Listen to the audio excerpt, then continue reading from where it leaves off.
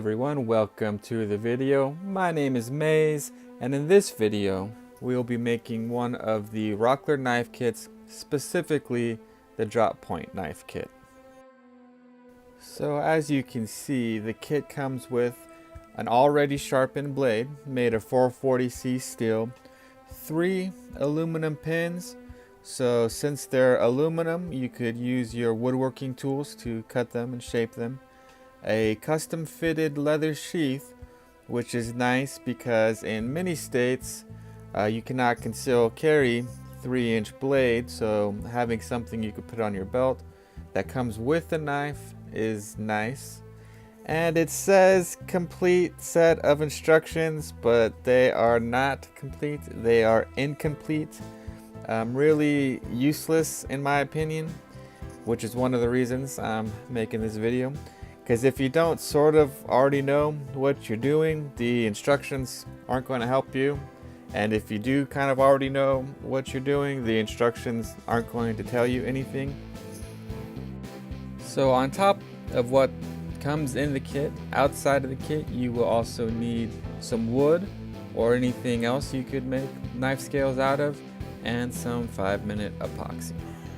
So after all that is said and done, I think I spent about $15 on the knife, a couple of bucks on the piece of wood, which I got out of the scrap bin at Rockler, and a couple bucks on the epoxy. So I'm in it for about $25, which all in all, for the price, I think this is a pretty great knife in and of itself.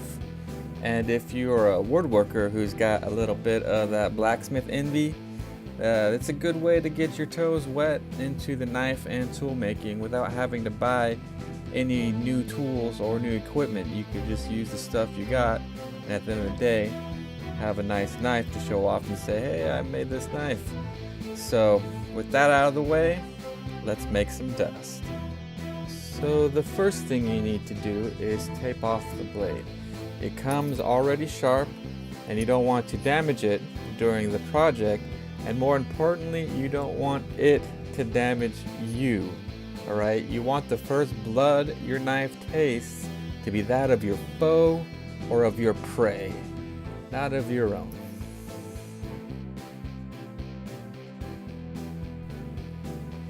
Then what you want to do is you want to take your piece of wood that you've gotten and kind of set your knife on it and try to find a grain pattern for your handles that you dig. And you know, I tried to pick out the one I thought looked the best, but without being too wasteful. And once you're happy with what you got, you just cut them out. And so while we're talking about the piece of wood, I got this from the scrap bin at Rockler, and I'm not 100% sure what kind of wood it is. I think it might be canary wood, but I don't really know. So if anybody does know, please tell me in the comments so that, you know, I'll know. So then it's time to drill your holes into the handle. So you take your drill, drilling through your knife into the wood for your first hole, and then you put a pin in your first hole and drill your second hole and put that pin in to drill your third hole. You want to keep putting the pin in so that you keep the holes aligned so that they'll all match up when you're done.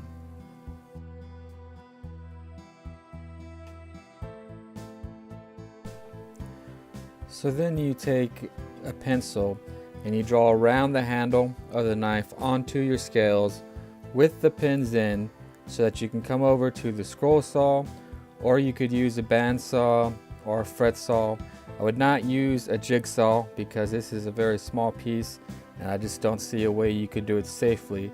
But a bandsaw or a scroll saw, and you come, and I stayed well clear of my line, a good 1/16 to 1/8 of an inch away from the line on this first pass.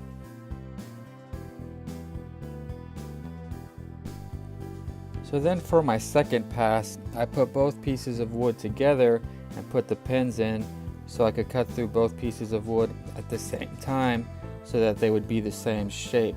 And I spent extra attention on the front where the blade's going to come out, because once it's glued together, it would be a lot harder to get to that part. So I wanted to make sure that part was even before I moved on to the next step.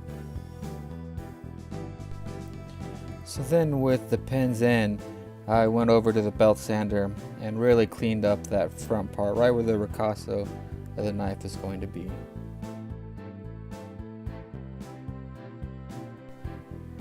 And then I went and put the blade in between and put the pins in again, and came back to the belt sander and started working on the profile. I'm not really working on the shaping the handle.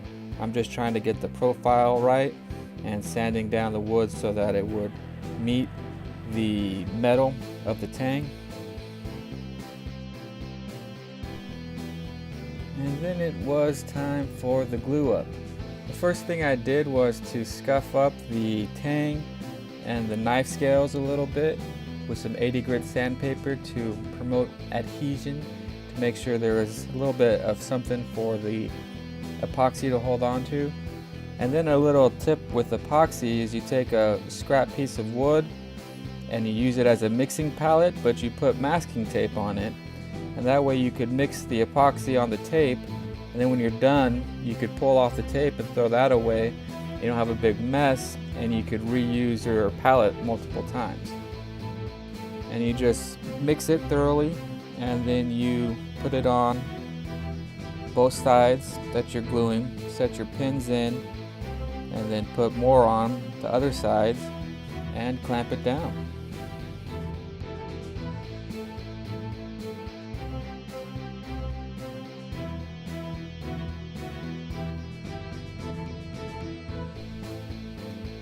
So it was 5-minute epoxy, so I waited about 10 minutes and then took it back over to the belt sander and began to sand it down. Now the aluminum pins sanded right away, nice and smooth, without any sparks or anything, so that went real nice. And then I'm just working on really removing as much of the material that's not needed as I can from the handles, getting the bulk of my stock removal done at this stage, and kind of working on the shape, not really just a general shape, rounding the corners and stuff like that, but not too much refinement. Now, if you don't have a belt sander, you can go straight to the files. It would take a long time, but that's how they used to get it done before they had belt sanders, right? Then came the kind of tedious and long but oddly satisfying task of filing it to shape. I felt like Michelangelo, it's like the perfect candle is already here. I just have to set it free, like getting rid of the parts that don't belong. So I just kept picking it up and feeling it. The tang kind of dictates the profile you're going to have, but my hand dictates the shape. I kept feeling it and letting my hand tell me what felt good. Don't trust your eyes, just trust your feeling. And if it feels good in your hand, it's a custom made knife, right, for you. So if it feels right in your hand, then it's right.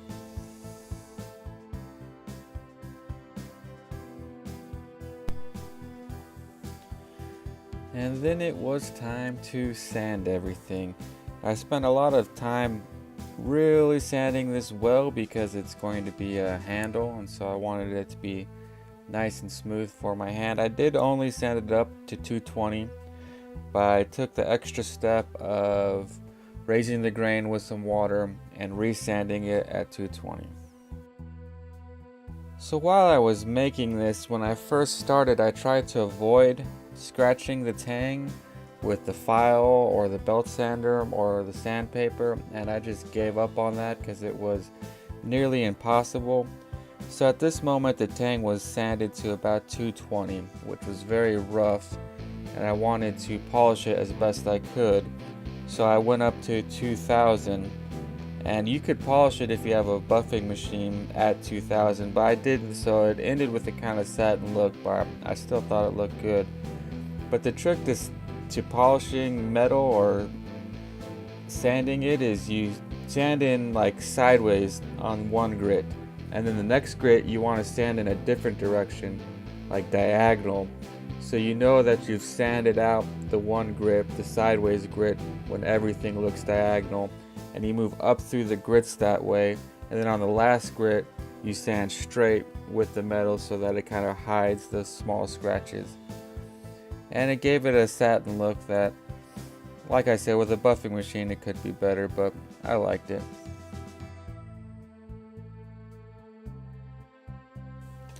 And then it was ready for the boiled linseed oil, and the handle is pretty much done at this point. But man, I love it when you add some oil to it. Looks nice. This wood came out a lot darker brown than I thought it was going to, by judging by the pre-oiled color of the wood.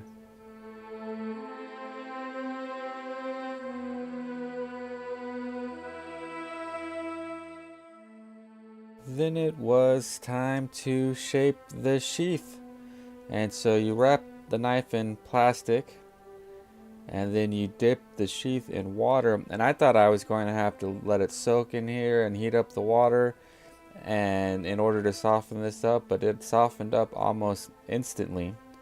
And then once you soften it up, you just put the knife in and it shapes it around the contours of the knife.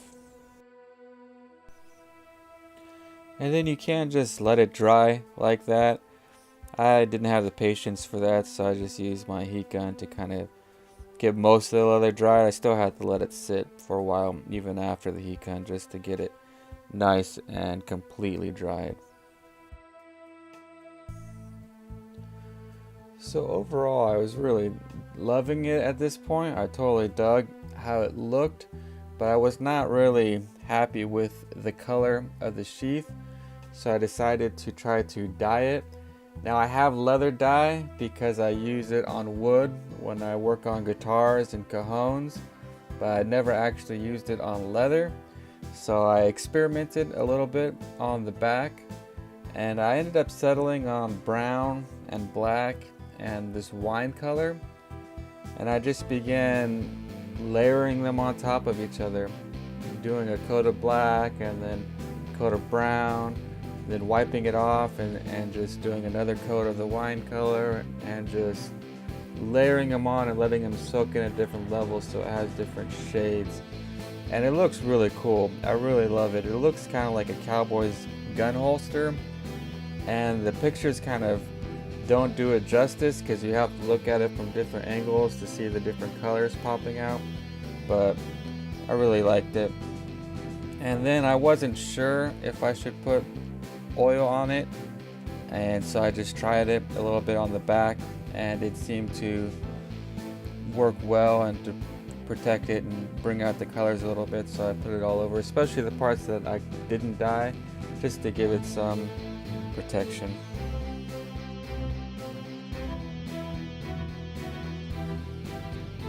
And there you go, the Rockler drop point knife kit.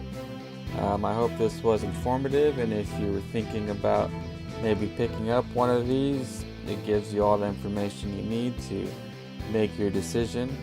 And overall, I dig this knife. I'm going to wear it all the time when I'm in the shop, and it's going to be my kind of everyday carry knife until I make something better. And that's the video. Thank you very much for watching. If you haven't already, hit that like button, subscribe for more content like this, ring that bell for notifications, and maybe watch another one of my videos. You can follow me on Instagram if you want to see more of my work or some sneak peeks, and stay tuned for my website, which I'm currently building. But before you go, I have a special guest with a special announcement. I want you to get up off your ass and subscribe to PewDiePie. Next, me. You heard it here first. Subscribe to PewDiePie. We have grandmas on our side. Grandmas! Oh! Alright, smash like, subscribe on this video. Thank you guys for watching. So thanks for watching, and don't forget, support your local craftsmen or get out in your workshops and make your own dust. And together we can make making great again.